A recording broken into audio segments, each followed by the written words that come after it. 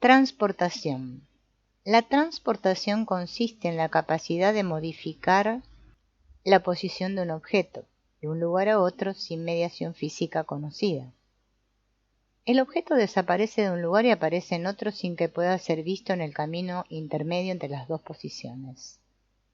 En el caso de esta facultad, se observa que chamanes de diferentes latitudes la poseen. Un caso que quisiera mencionar es el de doña Pachita de México. Ella lograba transportaciones de objetos que han sido verificadas. Un psicólogo autóctono de la Ciudad de México, don Iván Ramón, explica el mecanismo de la transportación de la siguiente manera.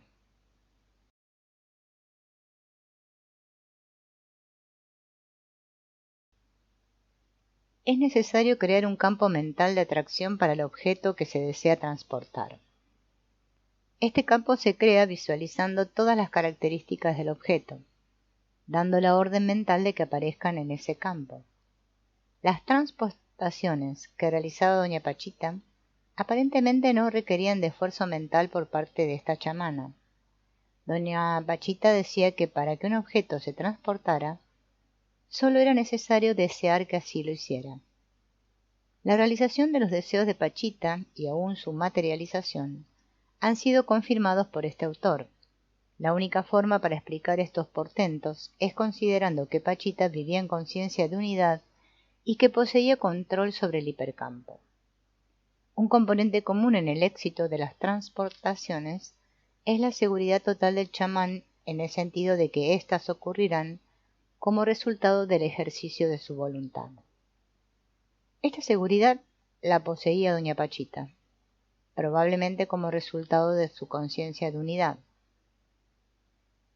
Una persona en conciencia de unidad no se diferencia del hipercampo, por lo que cualquier cosa que desee o visualice se transformará directamente a una conformación hipercámpica, particular, isomórfica con su deseo. Materialización. Probablemente la materialización consiste en una disminución de sintergia ejercida sobre la matriz del campo cuántico por influencia de un campo neuronal.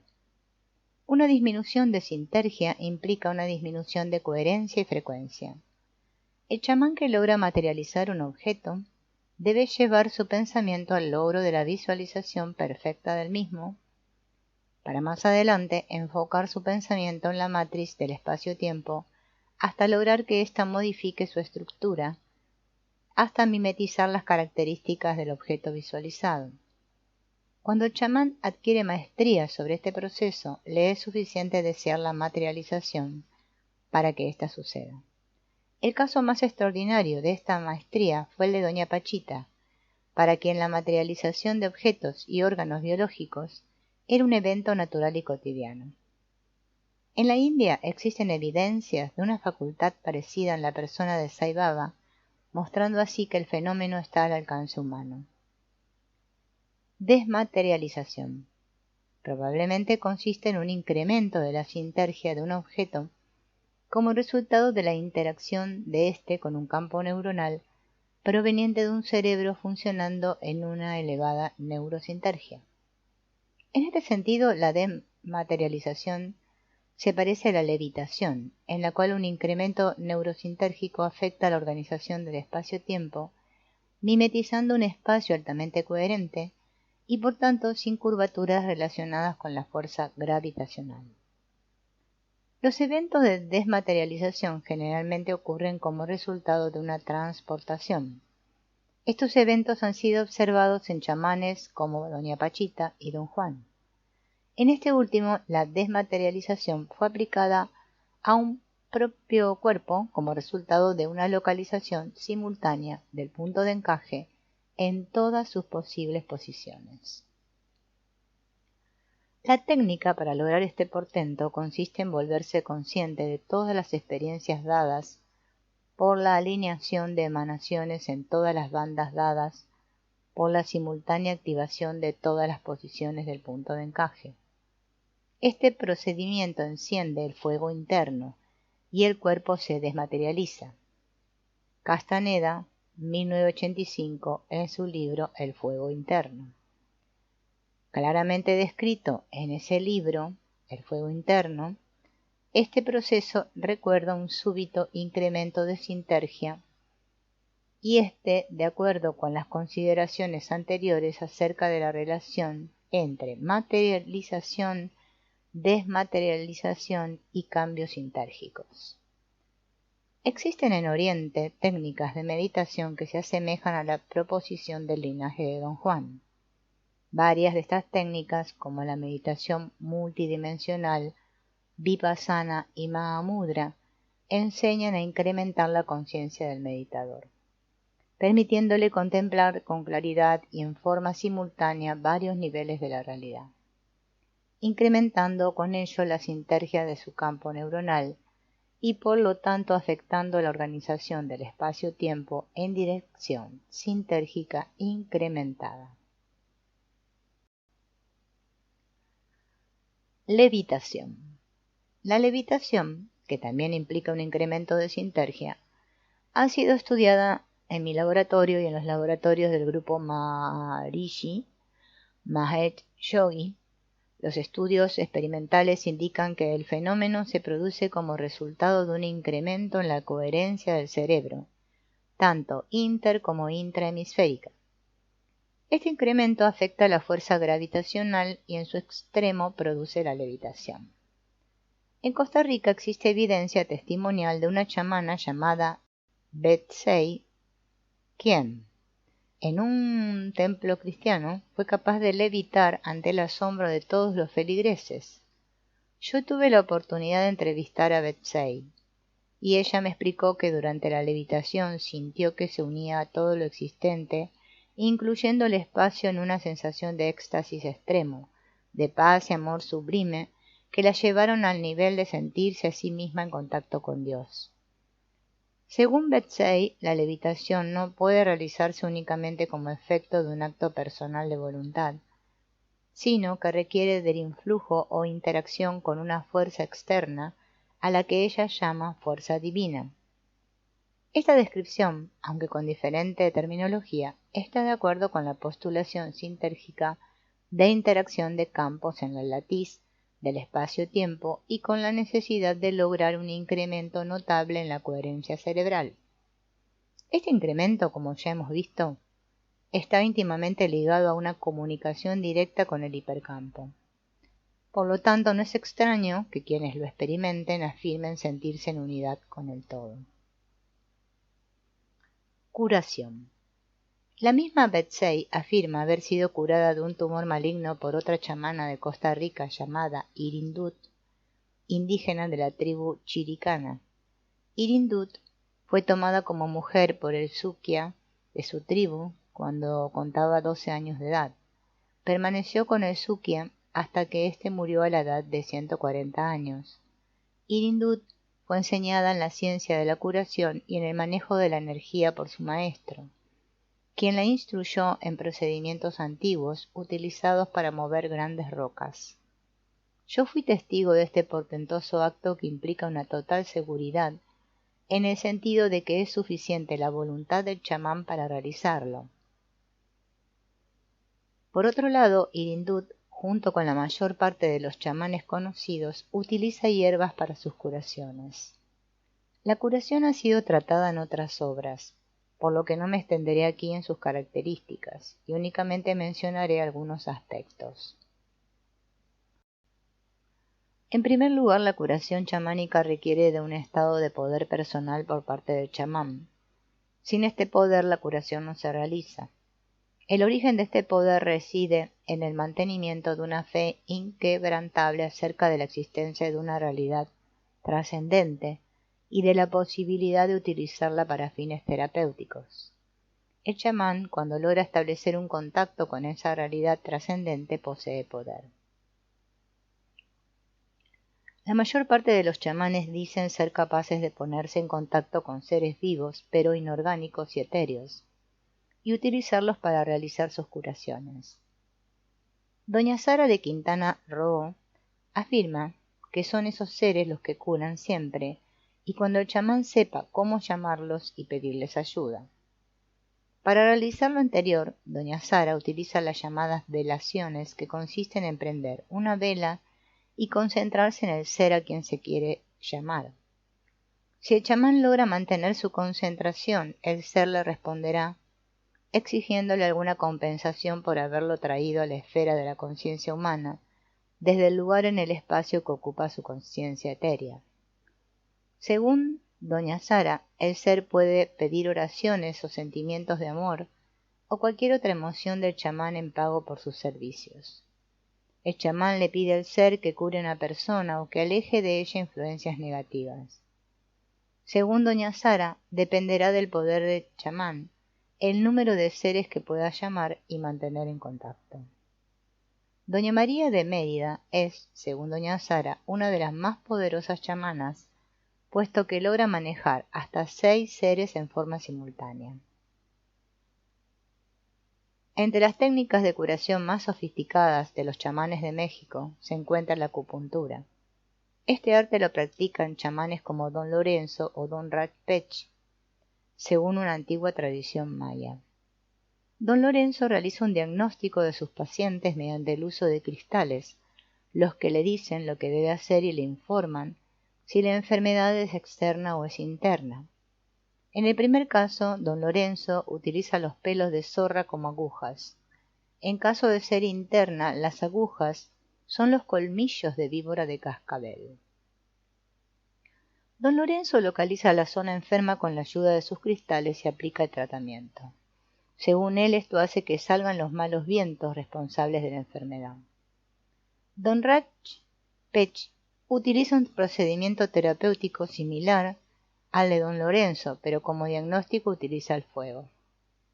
Yo he descrito que cuando viene un paciente a visitarlo, don Ratpech lo hace sentarse frente a él y toca distintas partes de su cuerpo con una rama de ruda, mientras ve las flamas que un ayudante activa, prendiendo pedazos de parafina.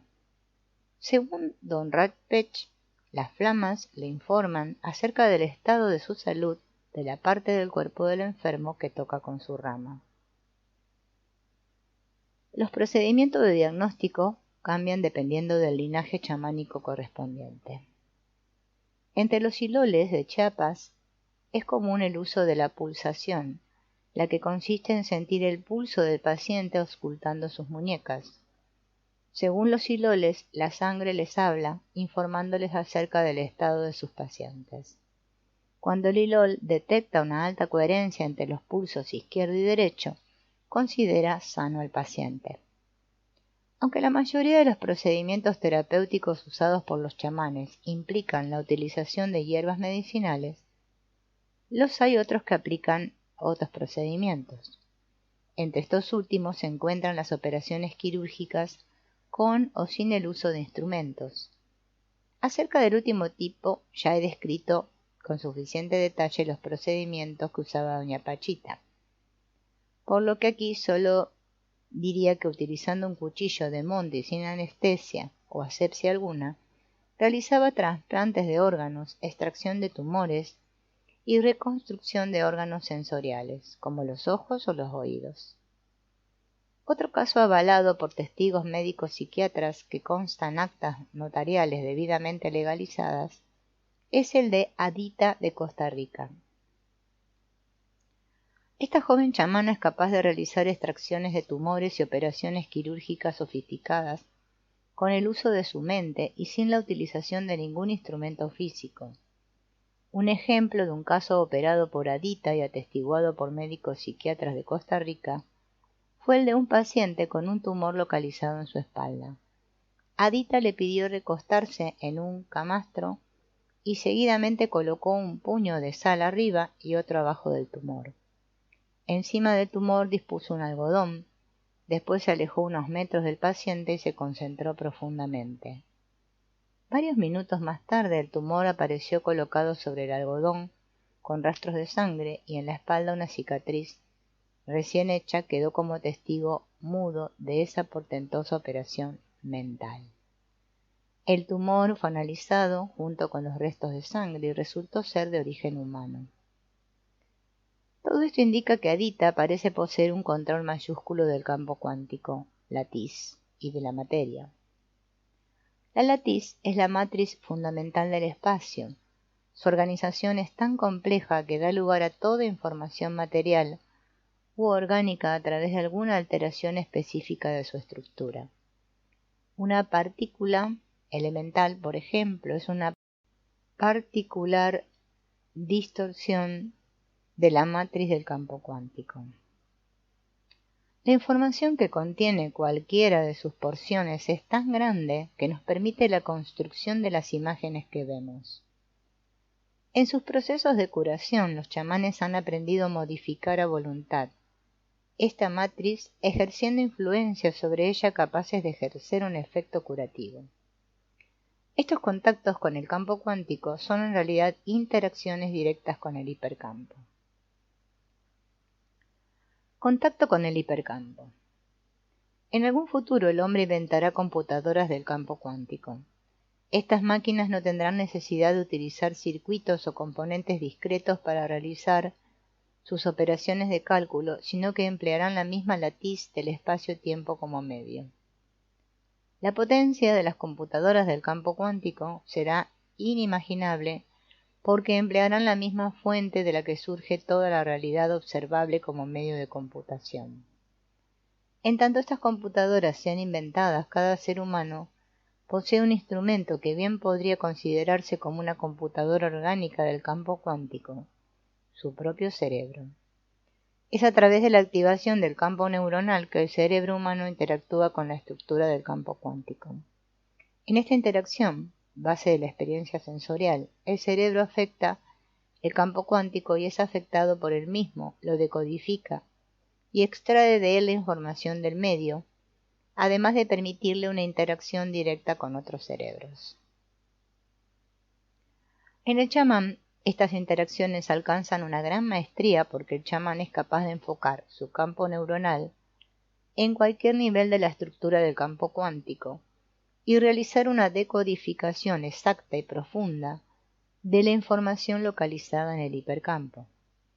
Los entes con los cuales los chamanes dicen tener contacto podrían conceptualizarse como seres que han logrado establecerse directamente en la latiz del campo cuántico, siendo verdaderas computadoras vivientes de la latiz con las cuales el chamán ejerce una labor interfásica. Los chamanes afirman que su contacto con el hipercampo se realiza a través de estos seres. La teoría sintérgica postularía que el contacto con el hipercampo se realiza a través de la mediación del campo neuronal. Sea cual fuere la realidad, lo cierto es que en la conciencia chamánica el contacto con el hipercampo sí se realiza. Visión extraocular. Consiste en la capacidad de percibir la realidad visual sin el uso de los mecanismos retinianos. Existen varios estudios experimentales acerca de ella y todos ellos indican que no solamente sus umbrales y capacidad discriminatoria son similares a los de la visión retiniana, sino que inclusive la sobrepasan y puede ser adquirida a través de un entrenamiento especial. Habita posee una visión extraocular prácticamente perfecta, ya que es capaz de ver su entorno, leer textos impresos y conducirse como si fuera vidente, a pesar de que es oftalmológicamente invidente. Doña Pachita también poseía un grado notable de visión extraocular y además era capaz de percibir en forma directa los órganos internos del cuerpo. Los experimentos indican que la capacidad de discriminación extraocular se incrementa cuando los sujetos interactúan con cristales de cuarzo. Existen varios linajes de chamanes mexicanos que utilizan los cristales en sus prácticas diagnósticas y de adivinación predictiva. Entre ellos podemos mencionar sobre todo a algunos chamanes mayas. Ellos utilizan cristales en diferentes formas, siempre como instrumentos que facilitan su labor chamánica. Un uso parecido al de los cristales es el fuego. Don Agustín de Oaxaca utiliza velas prendidas para diagnosticar a sus pacientes a través de la observación e interpretación de los movimientos, coloración y demás características de las flamas. Uno de los más grandes expertos en la utilización chamánica del fuego es Don Ratpech de Yucatán. Con ceguera total, utiliza una especie de visión extraocular enfocada en el fuego para aumentar su capacidad diagnóstica. Puesto que el fuego es una organización energética de alta coherencia, las bases psicofisiológicas de su efecto podrían ser similares a las de los cristales. Tanto la capacidad extraocular como su facilitación con el uso de cristales podría explicarse como una decodificación directa del patrón de interferencia resultante de la interacción entre el campo neuronal y el cuántico. Los cristales de cuarzo funcionarían como moduladores de la interacción incrementando la coherencia del campo neuronal porque el cuarzo posee una estructura cristalina de muy elevada coherencia. Visión intracorpórea. Esta capacidad de visión intracorpórea también sugiere que los chamanes que la poseen son capaces de focalizar su factor de direccionalidad en porciones internas del organismo, de la misma forma en la que pueden focalizar su presencia en localizaciones extracorpóreas. Doña Pachita afirmaba ser capaz de realizar viajes fuera del cuerpo y de visitar lugares distantes sin necesidad de viajar corporalmente hacia ellos. Puesto que la interacción entre el campo neuronal y el cuántico se realiza a lo largo y ancho de todo el espacio, la capacidad perceptual intra y extracorpórea se explica como una transformación consciente de diferentes localidades del patrón de interferencia resultante de un enfoque específico del factor de direccionalidad. El poder del chamán guarda una relación directa con su capacidad voluntaria de enfocar su factor de direccionalidad, volviéndose consciente de las diferentes realidades que se activan por sus distintos enfoques. El poder de la mente chamánica. La calidad de la materia depende de la calidad de la conciencia que interactúa con ella. Cuando un chamán adquiere poder, integra dentro de sí la conciencia de otras conciencias, adquiriendo poder modificador sobre ellas. Desde el punto de vista sintérgico, el chamán se convierte en el punto focal o en el algoritmo de una región del hipercampo. En esta situación, el campo neuronal del chamán modifica el hipercampo, acercándolo a su mismo nivel sintérgico. Esta operación de interacción y equilibrio produce modificaciones en las experiencias de los individuos implicados y los lleva hacia el estado que el chamán mismo posee. La naturaleza no tolera zonas extremas de deshomogenización por periodos prolongados. Si en un sistema coherente aparece una zona que sobresale por encima del nivel global, este último sufre una modificación que, poco a poco, tiende hacia un nuevo estado de equilibrio en el cual la zona sobresaliente se integra en un nivel de sintergia novedoso. Sucede lo mismo con los grupos humanos. Cuando uno de sus miembros se aparta de los niveles de coherencia colectivos, el hipercampo grupal reacciona ante la zona incoherente y la reprime destruyéndola, o se modifica a sí misma para integrar la zona disidente dentro de un nivel global que la logre incluir. El rechazo a esta integración depende de si la zona en cuestión posee poder, y este a su vez se correlaciona con su mayor o menor logro de una algoritmización más completa, íntegra y dinámica del grupo. El chamán actúa como algoritmizador de la experiencia grupal y su poder depende de su capacidad para integrar experiencias dispersas dentro de un nivel algorítmico de mayor nivel evolutivo. Este mecanismo sostiene las manifestaciones asombrosas del poder chamánico y explica algunas de sus conductas.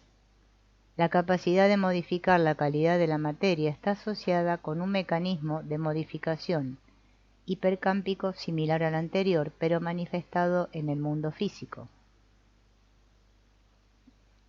Desde el punto de vista sintérgico, la experiencia consciente y los objetos físicos del mundo material pertenecen a la misma realidad y surgen del mismo mecanismo de interacción entre el campo neuronal y el hipercampo. Por ello no es acertado considerar como paranormal y ajeno a las leyes físicas los efectos de la mente sobre la materia. Este monismo no implica la aceptación fisicalista del materialismo irrestricto que afirma que todo lo existente se puede reducir a la materia y sus procesos e interacciones. Tampoco es una posición animista en la que se intenta explorar los fenómenos como resultado de la acción de espíritus independientes o de almas desencarnadas. Es más bien una posición que sostiene la existencia de una realidad fundamental que se manifiesta de diferentes formas, cada una de ellas con cualidades diversas. Quien logre colocarse en ese nivel fundamental tendrá poder sobre la materia y sobre la mente y la conciencia. Cada linaje chamánico utiliza diferentes procedimientos para adquirir este poder.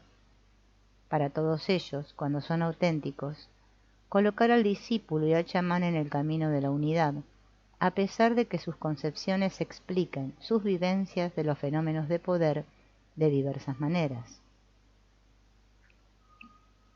En general, las explicaciones teóricas son siempre insuficientes para abarcar la realidad, y los chamanes no son una excepción a esta regla. Esto no quiere decir que las explicaciones chamánicas no tengan fundamento, o no reflejen la existencia de realidades particulares que a su vez prosperan y habitan en las diferentes bandas u orbitales de la conciencia. La identificación con un orbital activa las vivencias y las correlaciones que se dan en ese nivel.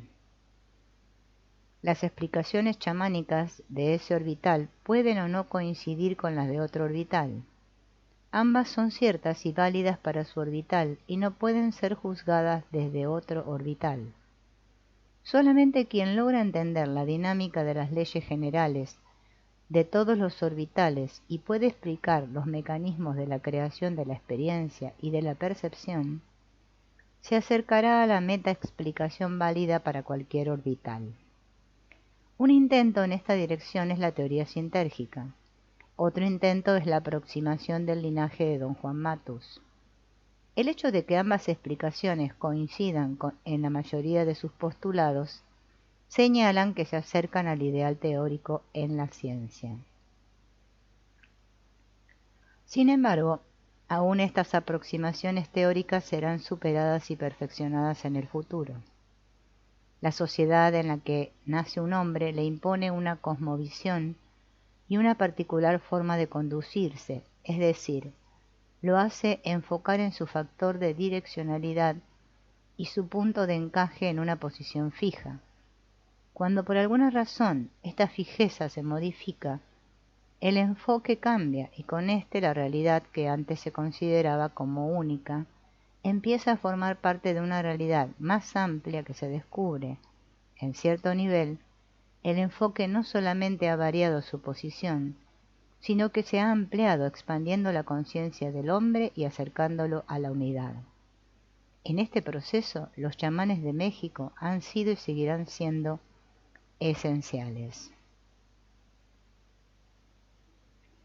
La voz del ver. Introducción. La revolución científica de los siglos XVI y XVII postuló una separación total entre la mente y la materia. El espíritu mágico de la Edad Media, según el cual la materia tenía vida y participaba de la mente, fue sustituido por una concepción materialista, según la cual el universo y sus objetos no son más que entidades sin vida ni conciencia. Los resultados del nuevo paradigma materialista están a la vista de todos: un consumismo absurdo, una falta de valores, una destrucción ecológica cada vez más avanzada y la posibilidad real de un holocausto nuclear. De acuerdo al espíritu mágico, puesto que la materia goza de atributos mentales, la mente individual de cada ser humano es capaz de afectar la materia, transformándola y modificando sus propiedades. Esta posibilidad fue negada por el espíritu materialista, considerándola absurda y sin base alguna de sustentación. Que el paradigma materialista está equivocado lo demuestra la existencia de los efectos quirúrgicos que han sido realizados por chamanes tales como Arigó o Pachita. Ellos eran capaces de alterar la materia, hacer desaparecer objetos e inclusive materializar órganos biológicos con el solo poder de su mente.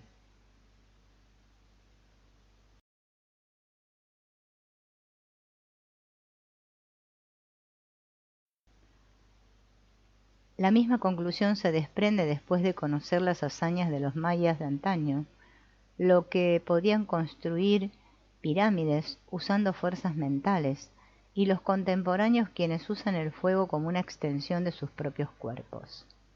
Sin embargo, algunas explicaciones que ofrecen los opositores del paradigma animista no son capaces de satisfacer a un espíritu curioso y formado a fines de los siglos XX. No son espíritus externos o individualizados los responsables de las hazañas chamánicas, como algunos espiritualistas se atreven a afirmar, pero tampoco es obra del azar o pura charlatanería el poder chamánico, como afirma la postura materialista. En esta parte del libro se sostiene que la llave para entender la realidad y así poder trascender tanto el paradigma materialista como el animismo simplista y egocéntrico es explorando la forma en la cual ocurre la percepción y el proceso mediante el cual se crea la experiencia perceptual. Conciencia de unidad. El campo neuronal es un medio de unificación. La actividad discreta de todos los elementos neuronales en el cerebro y sus interacciones se unifican en la dimensión energética del campo neuronal. El campo neuronal es también un mecanismo capaz de establecer las conexiones directas entre cerebros y espacio, la materia y el campo cuántico. Este mecanismo de unificación sirve más adecuadamente su función si es irradiado a partir de un cerebro en un estado de alta coherencia interna. De hecho, ambos estados de alta coherencia hemisférica y la irradiación de campos neuronales de alta sinergia son los correlativos cerebrales de la conciencia de unidad. En la conciencia de unidad, los objetos, la gente y cualquier otro elemento del mundo son vistos como manifestaciones del mismo ser. En la conciencia de unidad, una ausencia de la diferencia entre objeto y sujeto es experimentada. El ser es el procesador central. El ser es la realidad y todo lo demás, incluyendo cerebros y campos neuronales, son sus manifestaciones. Es posible postular que en esencia el primer dato es la conciencia y no la materia. En otras palabras, lo que existe como realidad última y primera es la conciencia, y el mundo físico que observamos es más un producto de la conciencia que su antecedente. La existencia del ser como procesador central con la cual la mente humana es capaz de establecer un contacto es ciertamente el origen y el sostenedor de una aproximación optimista y esperanzadora de la realidad. En la percepción, es el procesador central el que al interactuar con el patrón de interferencia transforma la estructura energética de la experiencia en una experiencia consciente. De esta forma, el ser no es una entidad separada con la cual establecemos contacto, sino más bien está en la raíz y en el sostén de cualquier experiencia perceptual y de contacto con el yo. En la experiencia, el ser siempre existe, pero la existencia del ser es sentido únicamente cuando ambos, el campo neuronal y el cuántico, interactúan en su más elevado nivel sintérgico. Y en este estado de conciencia de unidad, el procesador central se vuelve consciente de sí mismo como sostenedor de todas las experiencias y sus manifestaciones. En la experiencia del ser, no únicamente una sensación de completa paz y beatitud es experimentada, sino también el conocimiento en su más profundo nivel es alcanzado. Este conocimiento, la voz del ver, es acerca del ser, la realidad más íntima que un ser humano puede experimentar. Nosotros, los seres humanos, poseemos, al igual que las partículas elementales, una naturaleza doble. Somos, al mismo tiempo, entidades discretas y entidades analógicas ondulatorias. El campo neuronal explica nuestra naturaleza ondulatoria y nuestra conexión física con el resto del universo. Obviamente, la naturaleza de la conciencia de unidad no puede ser reducida a interacciones entre campos energéticos. Sin embargo, el campo neuronal es parte de un buen modelo que sirve para explicar algunas de las características de la conciencia de unidad. No es el cerebro el que crea el estado de conciencia de unidad, sino más bien es a través del cerebro y su campo neuronal que la conciencia de unidad es capaz de ser focalizada e interactuar con el universo físico. Es únicamente cuando el cerebro se unifica internamente que la conciencia de unidad es manifestada al nivel humano. Y esta manifestación no es un fenómeno privado.